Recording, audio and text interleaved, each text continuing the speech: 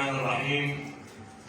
وأعدوا لهم ما استطعتم من قوة ومن رباط الخيل ترهبون به عدو الله وعدوكم. صدق الله العلي العظيم. حضور الكرام، السلام عليكم ورحمة الله وبركاته.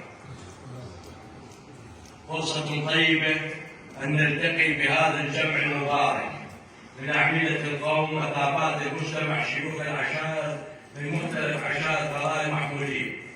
فرصة طيبة أنه نلتقي بالقادة الأمنيين هناك العقيد الركن المقدم لواء 22 وهناك مقدم الركن عام الفوج الثاني لواء 22، بالإضافة إلى قسم الشرطة المجتمعية في وزارة الداخلية وقسم شرطة اليسري.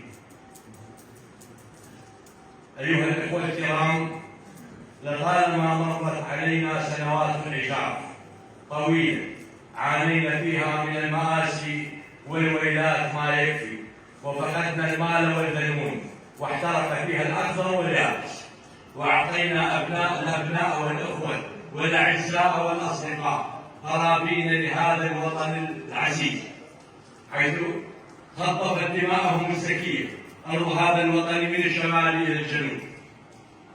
ولكن بفضل سواعد أبنائنا في القوات المسلحة في وزارتي الدفاع والداخلية والأجهزة الأمنية والفتوى المباركة لسماحة السيد المرجع الأعلى سيد علي السيستاني في فتوى الجهاد الكفائي، اليوم نجني ثمار هذه الفتوى وهذه الجهود وهذه الثمار الكبيرة اللي تقدم جو كبير من الاستقرار والأمن في بلد العزيز من الشمال إلى الجنوب. وها نحن نعود اليوم لنجتمع في ظل ظروف صعبة ومريرة على الجميع بتحقيق خارجي وبدفع تأثيري. وما يجري الآن في سوريا الشقيقة ليس ببعيد عنا جميعا، فلدينا حدود مشتركة ولدينا روابط كثيرة. وفي نفس الوقت اليوم هذا الجمع المبارك، احنا اليوم الامر اللي يصير من قبل الجماعات الارهابيه التكفيريه جاء السيطره على مقاليد الحكم في سوريا الشقيقه. اليوم بالتاكيد يجب ان نتمتع كمجتمع عراقي كعشائر بالحيطه والحذر من هذه الجماعات، وخصوصا اذا استقرت وثبتت اركان دولتها، فلا يمكن التعامل لأننا رأينا المآسي والويلات الكثيرة من هذه التنظيمات الإرهابية.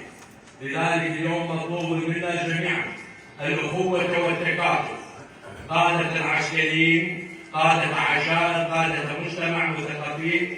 الواجب علينا أخذ الحذر والحيطة وحماية حدود بلدنا العزيز من أي خرق من هذه الجماعات المسلحة وغيرها لتعكير الصف الداخلي والامن والاستقرار داخل بلدنا. واليوم احنا بفضل الاجهزه الامنيه في مختلف القطاعات بالدفاع والداخليه والحشد الشعبي المقدس والحشد العشائري بالتاكيد هم صف واحد للتصدي لهذه الاعتداءات. واليوم نحن وعشائرنا نعلن الدعم والتأييد، ونحن خير المساند والظهير لهم جميعا.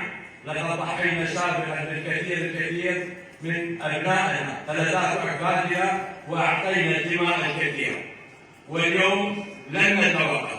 أيضا سنعطي الدماء والشباب من أجل إدامة سقف الاستقرار وإدامة سيادة الوطن العزيز العراق العظيم. والشيوخ العشائر الحضور الكرام، بكم يرتقي العراق، بكم يكون العراق موحدا تحت خيمة واحدة. والسلام عليكم ورحمة الله وبركاته.